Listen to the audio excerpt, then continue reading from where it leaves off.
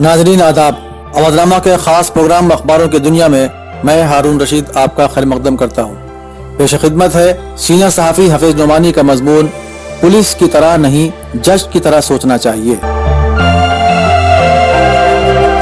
अपना पूरा मुल्क आलूदगी की जद में है और इस साल तो उत्तर प्रदेश का शहर वाराणसी और लखनऊ से मुरादाबाद तक और दिल्ली से मिले हुए अजला पूरी तरह आलूदगी की गिरफ्त में हैं। और ये इसका सबूत है कि इस आलूदगी की जिम्मेदारी धान के खेतों में पराली जलाने पर नहीं डाली जा सकती। उत्तर प्रदेश में पूरे अजला में शायद ही 25% खेतों में इन मशीनों से कटाई होती हो जो 1 या 1.5 फुट पराली छोड़ देती हैं। पूरे पूरब में ज्यादातर जमीन छोटे छोटे टुकड़ों में है जहां यह मशीन लाने के बारे में कोई सोच भी नहीं सकता। हमारे नजदीक सबसे ज्यादा जिम्मेदारी 4 पहियों या 8 पहियों, 12 और 16 पहियों की कारों और ट्रकों पर है। हमारे जैसा आम आदमी सोच भी नहीं सकता कि एक साल में दिल्ली, लखनऊ और मुरादाबाद में कितनी गाड़ियां नई आ जाती हैं। हमारे घर में 1990 में एक मोटरसाइकिल थी। 1991 में एक पार्लियामेंट के उम्मीदवार के लिए 25 साल पहले मुरादाबाद उतरकर सिर्फ बस के जरिए ही जा सकते थे।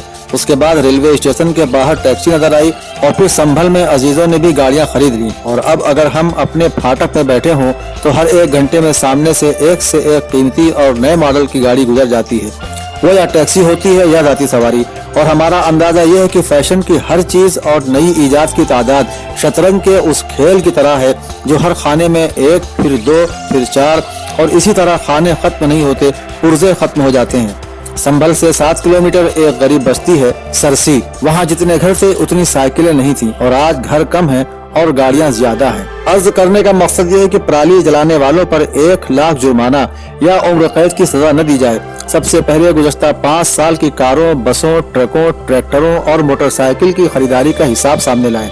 उसके बाद ये देखने के बजाय कि उस गाड़ी की उम्र क्या है, ये देखा जाए कि चली कितनी है और कैसे रास्तों पर चली है।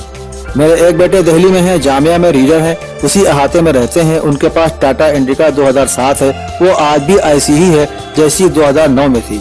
अब उसे लखनऊ मंगवा लिया है और अब वो चल रही है। दिल्ली में उसे कोई 1 लाख में खरीदने के लिए भी तैयार नहीं था। मेरे 2 बच्चे सऊदी अरब में हैं। वो अपनी गाड़ियां दिखाने के लिए गए तो एक गाड़ी पर यह एतराज किया गया कि उसके टायर 2 अलग मुल्कों के हैं। हिंदुस्तान में अगर हम 3 टायर की गाड़ी भी पास कराना चाहे तो 500 रुपए देकर पास कराई जा सकती है। हर शहर के हर महकमे की रिश्वत के रेट को भी देखना पड़ेगा और ये भी कि लखनऊ जैसे छोटे और दिल्ली जैसे बड़े एयरपोर्ट पर आने वाले और वहां से जाने वाले जहाजों की तादाद में 2-3 साल में कितना इजाफा हुआ है और उनसे फजा कितनी आलूदा होती है। इसी के साथ हर बड़े शहर में ये देखा जाए कि कितने कारखाने नए खुले और कितने कारखानों में मुलाजिमों और मशीनों में कितना इजाफा हुआ। उसका हिसाब बिजली के बिल से मिल सकता है कि हर साल कितना इजाफा हुआ या कितनी कमी हुई है। हम काश्तकार नहीं हैं, न धान की खेती करते हैं, लेकिन हम ये महसूस कर रहे हैं कि हमारे मुल्क के कम इल्म जाहिल किसान 2 बीघा जलाकर 1 लाख जुर्माना कहाँ से देंगे, जबकि सिर्फ उनका कसूर भी नहीं है। सिर्फ पराली जलाने को आलूदगी का जिम्मेदार ठहराना और डीजल की 15-15 साल से ज्यादा पुरानी गाड़ियों को रिश्वत देकर नई दुल्हन बनवा लेना और 10 लाख किलोमीटर चले हुए ट्रक को 1 लाख चला हुआ साबित करके कीमत कुछ की कुछ ले लेना आम बात है। हुकूमत का ये कहना है कि इसका कोई इलाज नहीं है, गलत है। अब जो नई कारें बनकर आ रही हैं उसे ऐसा फिट कर दिया जाता है कि अगर कोई खराबी हो तो उनका सर्विस स्टेशन ही उसे खोल सकता है। आप अपने पुराने कारखानों में भेजेंगे तो वो वापस कर देंगे। ये बात हुकूमत क्यों नहीं कर सकती कि कोई गलत रीडिंग न दिखा सके, लेकिन उसका क्या इलाज है कि छोटे काम की छोटी रिश्वत और बड़े काम की बड़ी रिश्वत, और जितना बड़ा ओहदा हो उतनी ही बड़ी रिश्वत हो जाती है। जैसे CBI जो बहुत बड़े बेईमानों को पकड़ने के लिए बनाई गई थी, उसकी जब रिश्वत का जिक्र आता है तो करोड़ों में आता है और जब उन पर हाथ डालना हो तो वज़ीरों की तरफ उंगली उठ जाती है। और जब तक मुल्क में रिश्वत रहेगी मुल्क इससे ज्यादा अंधा होता जाएगा और हो सकता है कि बच्चे के पैदा होते ही उसके मुंह पर मास्क लगाना पड़े।